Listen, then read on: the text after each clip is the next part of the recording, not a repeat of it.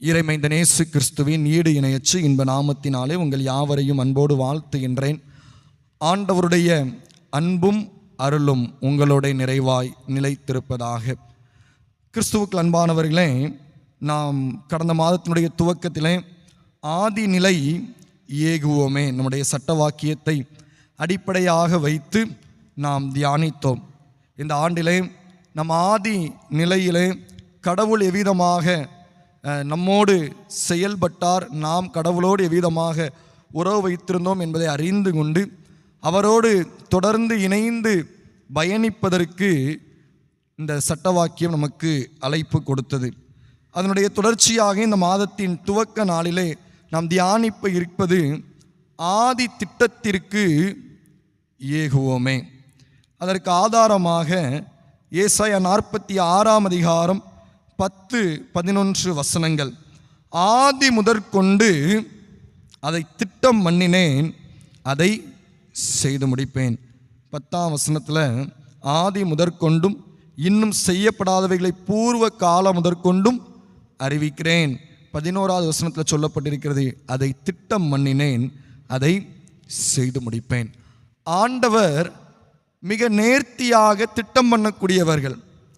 இந்த உலகத்திலே மனிதர்கள் பலவிதமான திட்டங்களை தீட்டி அதில் முழுமையான வெற்றி பெறுவது என்பது அரிதான காரியம் அல்லது கடினமான காரியம். ஆனால் கடவுளுடைய திட்டமிடுதல் என்பது மிக நேர்த்தியானது, மிகவும் தெளிவானது என்பதை நாம் அறிந்து கொள்ள முடியும். இந்த மாதத்தின் துவக்கத்தில் ஆண்டவர் நமக்கு கொடுக்கக்கூடிய ஒரு அழைப்பு, ஆதி திட்டத்திற்கு நாம் ஏகும்படிக்கு அழைப்பு கொடுக்கின்றார். ஆதி திட்டம் என்பது கடவுள் தம்முடைய சித்தத்தை எவ்விதமாக வெளிப்படுத்தினார் என்பதை புரிந்து கொண்டு அதிலே நாம் செயல்படுவதை குறிக்கின்றது. கிறிஸ்துவுக்கு அன்பானவர்களே, நாம் வாசிக்க கிடந்த ஏசாயா 46 அதிகாரம் என்பது இஸ்ரவேல் ஜனங்களுக்கு கடவுள் கொடுத்த ஒரு உன்னதமான வாக்கு தத்தத்தை வெளிப்படுத்துகின்றது. பாபிலோனிய சிறையிருப்பில் இருக்கிற அவர்களுக்கு கடவுள் வைத்திருந்த திட்டம் என்ன என்பதை வெளிப்படுத்துகின்றது. சிறையிருப்பிலே வாழ்ந்து கொண்டிருக்கக்கூடிய ஜனங்களை குறித்து கடவுளுடைய திட்டம் என்ன என்பதை மிக சிறப்பாக விளக்கக்கூடியது. இந்த திட்டத்திலே எதை கடவுள் பேசுகின்றார் என்றால், இஸ்ரவேல் ஜனங்களுக்கு ஒரு ரட்சிப்பு உண்டு. அதான் 13ஆவது வசனத்தில், என் ரட்சிப்பு தாமதிப்பதில்லை, நான் சீயோனில் ரட்சிப்பையும் இஸ்ரவேலுக்கு என் மகிமையையும் கட்டளையிடுவேன். ரட்சிப்பின் திட்டம் ஆதி முதற்கொண்டு கடவுள் வைத்திருந்த திட்டம் ரட்சிப்பு. அந்த ரட்சிப்பை இஸ்ரவேல் ஜனங்களுக்கு வழங்குவதற்காக கடவுள் கொடுத்த ஒரு வாக்கு தத்தம் அல்லது ஒரு துணை திட்டமிடுதல் தான் 11ஆவது வசனத்தில், உராய்ஞ்சுகிற ஒரு பட்சியை போன்று கிழக்கிலிருந்து ஒருவனை எழும்ப பண்ணுவேன், ஒரு பறவையை போன்று ஒருவனை எழும்ப பண்ணுவேன், அவன் என் ஆலோசனையை நிறைவேற்றும் மனுஷன். இது யாரை குறிக்கிறது என்றால், கோரைஸ் மன்னனை குறிக்கிறது. கிழக்கிலே பெர்சிய தேசத்திலிருந்து இந்த மன்னனை நான் எழும்ப பண்ணுவேன், அதை நான் திட்டம் பண்ணி வைத்திருக்கிறேன், அதை செய்து முடிப்பேன். ஆகவே கடவுள் இஸ்ரவேலுக்கு ரட்சிப்பை கட்டளையிடும்படிக்கு அவர் செய்து வைத்திருந்த ஒரு திட்டம், கோரேஸ் என்கின்ற ஒரு மன்னனை எழுப்புவது, அந்த மன்னன் இஸ்ரவேல் தேசத்திற்கு விடுதலை வழங்குவது, இஸ்ரவேலிலே எருசலேமிலே தேவாலயம் மீண்டும் பழுது பார்க்கப்பட்டு கட்டப்பட்டு புதுப்பிக்கப்படுதல். இதுதான் ஆண்டவருடைய உன்னதமான திட்டம். இதுதான் ஆண்டவருடைய ஒரு நேர்த்தியான திட்டமிடுதலாக காணப்பட்டது. இன்றைக்கும் இந்த வசனத்தை நம்முடைய வாழ்க்கையில நாம் தியானித்து பார்க்கின்ற பொழுது, கடவுள் நம் ஒவ்வொருவரை குறித்தும் ஒரு திட்டம் வைத்திருக்கின்றார். நாம் உருவாவதற்கு முன்னே, தாயின் கற்பத்தில் தெரிந்து கொள்ளப்படுவதற்கு முன்பதாகவே அந்த திட்டம் ஏற்படுத்தப்பட்டிருக்கிறது. நம்முடைய திருச்சபையை குறித்து ஆண்டவர் ஒரு திட்டம் வைத்திருக்கின்றார். நம்முடைய திருச்சபை 40வது ஆண்டிலே அடியெடுத்து 40வது ஆண்டிலே செயல்பட்டு கொண்டிருக்கின்ற நம்முடைய திருச்சபையை குறித்து பல ஆண்டுகளுக்கு முன்பதாகவே கடவுள் மிக சிறப்பாக திட்டம் வைத்திருக்கிறார். அவர் முன்குறித்திருக்கின்றார். நம்முடைய குடும்பத்தை குறித்து ஆண்டவர் திட்டமிட்டிருக்கின்றார். நம்முடைய பிள்ளைகளை குறித்து ஆண்டவர் திட்டம் வைத்திருக்கின்றார். ஒவ்வொன்றை குறித்தும் ஆண்டவருடைய திட்டமிடுதல் என்பது மிகவும் நேர்த்தியானது. அந்த திட்டமிட்ட காரியத்தை செய்து முடிக்கக்கூடிய ஆண்டவர் நம்முடைய ஆண்டவர். கிறிஸ்துவுக்கு அன்பானவர்களே, இந்த வேத வசனம் சொல்கிறது, ஆதி முதற்கொண்டும் அறிவிக்கிறேன், அதை திட்டம் பண்ணினேன், அதை செய்து முடிப்பேன். கிறிஸ்துவுக்கு அன்பானவர்களே, நம்முடைய ஆண்டவர் திட்டம் பண்ணினதை அப்படியே செய்யாமல் இருக்கிறவர் அல்ல, அவர் செய்து முடிக்கக்கூடியவர். இந்த வேத பகுதியை நாம் படிக்கின்ற பொழுது 3 காரியங்களை நாம் கற்றுக்கொள்ள முடியும். முதலாவது, கடவுளை செயல்படுத்தும் திட்டம். கடவுள் ஒரு காரியத்தை திட்டம் பண்ணுகிறாரே என்றால் அவரே செயல்படுத்துவார். அதான் இந்த வசனம் சொல்கிறது, திட்டம் பண்ணினேன், அதை செய்து முடிப்பேன். திட்டம் பண்ணின ஆண்டவர் செய்து முடிக்கின்றார். நம்முடைய வாழ்க்கையிலே கடவுள் வைத்திருக்கக்கூடிய திட்டங்கள் என்பவை அப்படியே அவை இருந்து விடக்கூடியவை அல்ல, அது செயல்படக்கூடியவை. நம்முடைய ஆண்டவர் ஒரு காரியத்தை சொல்லிவிட்டாரே என்றால் அதை நிச்சயமாக அவர் செய்து முடிப்பார்கள். தான் திருமறையில் நாம் வாசிக்கிறோம், எனக்கு குறித்ததை அவர் நிறைவேற்றுவார், எனக்காக யாவையும் செய்து முடிப்பார். கிறிஸ்துவுக்கு அன்பானவர்களே, ஆண்டவருடைய திட்டங்கள் அது செயல்படக்கூடிய திட்டங்கள். இன்றைக்கு அரசாங்கத்திலே அநேக திட்டங்கள் அறிவிக்கப்படுகின்றது, சட்டசபையில் அறிவிக்கப்படுகின்றது, பாராளுமன்றத்தில் அறிவிக்கப்படுகின்றது. ஆனால் அவை செயல்படும் வண்ணம் ஒரு கவர்மெண்ட் ஆர்டராக ஜிஓவாக வெளிவருகிறது என்றால் 100% அவை வெளிவருவதில்லை. அறிவிக்கப்படுகின்ற பல திட்டங்கள் கிடப்பிலேயே போட்டுவிடப்படுகின்றன. அறிவிக்கப்படுகின்ற பல நன்மையான காரியங்கள் செயல்படுத்தப்படுவதில்லை. ஆனால் ஆண்டவர் பரலோகத்திலே ஒரு காரியத்தை திட்டம் பண்ணிவிட்டார் என்றால் அதை பூலோகத்திலே செய்து முடிக்கக்கூடியவர். இரண்டாவது, இந்த வேத வசனங்களிலிருந்து நாம் கற்றுக்கொள்ளக்கூடிய காரியம், காலங்களை கடந்து செயல்படுகின்ற ஒரு திட்டம். காலங்களை கடந்து செயல்படுகின்ற ஒரு திட்டம். ஆண்டவருடைய திட்டம் என்பது தலைமுறை தலைமுறைக்கும் உள்ள ஒரு திட்டம். அதுதான் ஆதி முதற்கொண்டு சொல்லப்பட்டவை, பூர்வ காலம் முதல் அறிவிக்கப்பட்டவை, இன்னும் செய்யப்படவில்லை, ஆனால் செய்யப்படும். காலங்கள் கடந்தும் ஆண்டவருடைய திட்டமிடுதல் என்பது நம்முடைய வாழ்க்கையிலே செயல்படக்கூடியது.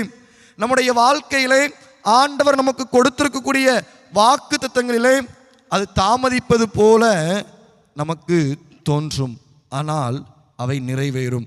குறித்த காலத்திற்கென்று ஒரு தரிசனம் வைக்கப்பட்டிருக்கிறது. அது தாமதித்தாலும் அது நிறைவேறியே ஆகும். அதுதான் ஆண்டவருடைய செயல்பாடு என்பது, காலங்களை கடந்து செயல்படுகின்ற திட்டம். கிறிஸ்துவுக்குள் பிரியமானவர்களே, ஆண்டவர் நமக்கு ஒரு காரியத்தை சொல்லியிருப்பார் என்றால், நம்மோடு பேசியிருப்பார் என்றால், காலங்கள் கடந்தாலும் வார்த்தைகள் மாறுவதில்லை. எப்படி இயேசு கிறிஸ்து நேற்றும் இன்றும் என்றும் மாறாதவரோ, அவ்விதமாக அவருடைய வார்த்தைகளும் நேற்றும் இன்றும் என்றும் மாறாதவைகள். மனிதர்கள் ஒருவேளை நேற்று வாக்கு பண்ணினதை இன்று மாற்றி இருக்கலாம், அல்லது மனிதர்கள் நேற்று நமக்கு செய்த உடன்படிக்கைகளை இன்று மாற்றி இருக்கலாம். காலங்கள் கடந்த பிற்பாடு அந்த திட்டங்களிலே மாறுபட்டிருக்கலாம். ஆனால் கடவுளுடைய திட்டம் என்பது காலங்களை கடந்த ஒரு திட்டம். மூன்றாவது, ஆண்டவர் கற்றுத்தருகின்ற காரியம், கீழ்ப்படிவோருக்கு செயல்படுகின்ற ஒரு திட்டம். கீழ்ப்படிவோருக்கு செயல்படுகின்ற ஒரு திட்டம். இந்த வசனத்தை நாம் படிக்கின்ற பொழுது, என் ஆலோசனையை நிறைவேற்றும், என் சித்தமானவைகளை எல்லாம் செய்வேன் என்று சொன்ன ஆண்டவர் 11வது வசனத்தில் சொல்கிறார், என் ஆலோசனையை நிறைவேற்றும் ஒரு மனுஷனை கொண்டு இந்த காரியத்தை செய்து முடிப்பேன். அப்படி என்றால் கடவுளுடைய ஆலோசனைகள், கடவுளுடைய திட்டமிடுதல், கடவுளுடைய வார்த்தைகளுக்கு கீழ்ப்படிவோரை கொண்டு ஒரு காரியம் செய்து முடிக்கப்படுகின்றது. யாருக்கு கடவுளுடைய திட்டம் சாத்தியமாகும் என்றால் அவருக்கு கீழ்ப்படிவோருக்கு சாத்தியமாகும். ஆகவே கடவுள் தம்முடைய சித்தத்தை யாரை கொண்டு நிறைவேற்றுவார் என்றால் கீழ்ப்படிபவர்களை கொண்டு நிறைவேற்றுவார். கிறிஸ்துவுக்கு அன்பானவர்களே, இந்த உராய்ஞ்சுகிற ஒரு பட்சி என்பது இரை மீது பாய்ந்து அலைகின்ற ஒரு பறவையை குறிக்கின்றது. இந்த பறவை இரையை பெற்றுக்கொள்வதை போன்று கடவுள் ஒரு மனிதனை பயன்படுத்த முடியும். அதற்கு கீழ்ப்படிதல் நம்முடைய வாழ்க்கையிலே தேவை என்பதை நாம் அறிந்து கொள்ள வேண்டும். கடவுள் நம்முடைய வாழ்க்கையிலே ஒரு திட்டத்தை செயல்படுத்த வேண்டுமே என்றால் அவருக்கு நீங்களும் நானும் கீழ்ப்படிய வேண்டும். இந்த கோரேஸ் அதை தான் செய்தான். ஒரு புறஜாதியான், இஸ்ரவேல் வம்சத்தான் அல்ல, ஆனால் கடவுளுடைய ஆலோசனையை நிறைவேற்றுவதற்கு கீழ்ப்படிவதற்கு தன்னை அர்ப்பணித்தான். பல நேரங்களிலே அநேகருடைய ஆலோசனைகளின்படி நாம் சென்று விடுகின்றோம். கர்த்தருடைய ஆலோசனைகளுக்கு நாம் கீழ்ப்படிவதில்லை. ஆனால் இந்த கோரேஸ் கீழ்ப்படிந்தான். கிமு 539 பிற்பாடு இஸ்ரவேல் தேவாலயத்தை கட்டுவதற்கு, திரும்ப புதுப்பிப்பதற்கு உத்தரவு கொடுத்து ஜனங்களை விடுதலை செய்து அனுப்பினான். கடவுள் திட்டமிட்டது நடந்து முடிந்தது. இது ஒரு சிறந்த வரலாற்று உதாரணம். நம்முடைய வாழ்க்கையிலும் கடவுள் ஒரு காரியத்தை திட்டமிட்டிருப்பார் என்றால் அந்த திட்டமிடுதல் கடவுளாலே செய்து முடிக்கக்கூடிய ஒரு திட்டமிடுதல், கடவுளே செயல்படுத்துகின்ற திட்டம், அது காலங்களை கடந்த திட்டம், கீழ்ப்படிவோருக்கு செயல்படுகின்ற திட்டம். ஆகவே இந்த மாதத்தின் துவக்க நாளிலே ஆண்டவருடைய சன்னிதானத்திலே வந்திருக்கின்ற நாம், ஆண்டவரை எனக்கு நீர் வைத்திருக்கக்கூடிய திட்டத்திற்காய் நன்றி. நான் பிறப்பதற்கு முன்பதாகவே என்னை குறித்து நீர் வைத்திருந்த திட்டத்திற்காக நன்றி. அந்த திட்டத்தை ஒருவேளை நாம் புரிந்து கொள்ளாமல் பயணித்து கொண்டிருக்கலாம், ஒருவேளை மறந்து நாம் பயணித்து கொண்டிருக்கலாம், அல்லது பின்வாங்கி போன நிலைமையில இருக்கலாம், ஆண்டவருடைய சித்தத்தை விட்டு வழி விலகி சென்று கொண்டிருக்கலாம். ஆண்டவர் சொல்கின்றார், ஆதி திட்டத்திற்கு ஏகிடுவோமே. அந்த ஆதி திட்டத்தில் மீண்டும் நாம் இணைந்து கொள்வதற்கு, ஆண்டவரோடு இணைந்து பயணிப்பதற்கு நம்மை அர்ப்பணிப்போம். ஆண்டவர் திட்டம் பண்ணுகிறார், அதை செய்து முடிப்பார். ஆதி காலம் முதற்கொண்டும் அறிவிக்கிறேன், அதை திட்டம் பண்ணினேன், அதை செய்து முடிப்பேன். அப்படிப்பட்ட கிருபைகளை ஆண்டவர் நம் ஒவ்வொருவருக்கும் தந்தருள்வாராக. ஆமேன். ஜெபம் பண்ண கடவோம். இரக்கத்தில் ஐஸ்வர்யமுள்ள எங்கள் அன்பின் பரலோக தந்தையே, நாங்கள் உம்மை துதிக்கிறோம், உம்மை போற்றுகின்றோம். ஆண்டவரே, இந்த 2025ஆம் ஆண்டின் 2வது மாதத்தின் துவக்க நாளிலே எங்களோடு பேசி நம்முடைய வார்த்தைகளுக்காய் நன்றீர். நீர் திட்டம் பண்ணினதை செய்து முடிக்கக்கூடிய ஆண்டவர் என்பதை நாங்கள் விசுவாசிக்கிறோம். இந்த உலகத்தையே ஒரு சொல்லால் படைத்தவர் நீர். இந்த உலகத்தையே மிக நேர்த்தியாக திட்டமிட்டு வழிநடத்தி கொண்டிருக்கக்கூடியவர் நீர். எங்களுடைய வாழ்க்கையை வழிநடத்துவது உமக்கு லேசான காரியம். எங்களுடைய சரீரங்களின் காரியங்களை திட்டமிட்டு பலப்படுத்துவது, சுகப்படுத்துவது உமக்கு லேசான காரியம். எங்களுடைய திருச்சபையின் காரியங்களை திட்டமிட்டு அவற்றை செய்து முடிப்பது உமக்கு லேசான காரியம். எங்களுடைய குடும்பங்களை கட்டி எழுப்புவது உமக்கு லேசான காரியம். ஆண்டவரே, கர்த்தர் அவ்விதமாக எங்களுடைய வாழ்க்கையில் நீர் திட்டமிட்டிருக்கிற காரியங்களை நேர்த்தியாய் எங்களுக்கு நடத்தி தரும்படிக்கு நாங்கள் ஜெபிக்கிறோம். நாங்கள் கீழ்ப்படிந்து அந்த நன்மைகளை பெற்றுக்கொள்வோருக்கு கர்த்தர் உதவி செய்வீராக. ஆண்டவரே, எங்களுக்கென்று நீர் குறித்திருக்கக்கூடிய நன்மைகளை இந்த மாதத்திலே நாங்கள் பெற்றுக்கொள்வதற்கு கர்த்தர் நீர் எங்களுக்கு உதவி செய்யும். எங்களோடு பேசி நம்முடைய வார்த்தைகளுக்காய் நன்றி செலுத்துகின்றோம். நம்முடைய சமூகத்திலே நாங்கள் படைத்திருக்கக்கூடிய காணிக்கைகளை கர்த்தர் அங்கீகரித்தருளும். ஆண்டவரே, தோத்திர காணிக்கை படைத்திருக்கக்கூடிய பிள்ளைகளையும் கர்த்தர் ஆசீர்வதித்து நன்மையால் நிறைத்து வழி நடத்துவீராக. இந்த நாளிலும் தங்களுடைய திருமண நாளை ஆசரிக்கின்ற திரு கே ராதாகிருஷ்ணன் என்ற நெகேமியா, திருமதி ஆர் ராஜம்மாள் என்ற ரெபேக்கால் தம்பதியினருக்காய் ஜெபிக்கிறோம். உடைய பிள்ளைகள் மீதும் உடைய கரம் வைக்கப்பட்டிருக்கட்டும். குடும்ப வாழ்க்கை நன்மைகளை, ஆசீர்வாதங்களை கர்த்தர் கொடுத்து வழி நடத்துவீராக. இந்த நாளிலும் உடைய கிருபை எங்களை தாங்கட்டும், எங்களை பலப்படுத்தட்டும்.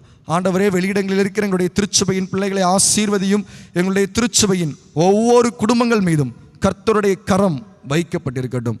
ஆண்டவரே, இந்த மாதத்தில் எந்த தீங்கும் ஆண்டவரே எங்களை அணுகாதபடி கர்த்தர் பாதுகாத்துக் கொள்வீராக. உம்முடைய பலத்த கரத்துக்குள் எங்களையே நாங்கள் தருகின்றோம். இந்த மாதத்தில் எங்களுடைய திருச்சபையில் நடைபெறுகின்ற ஊழியங்களுக்காய் நாங்கள் ஜெபிக்கின்றோம்.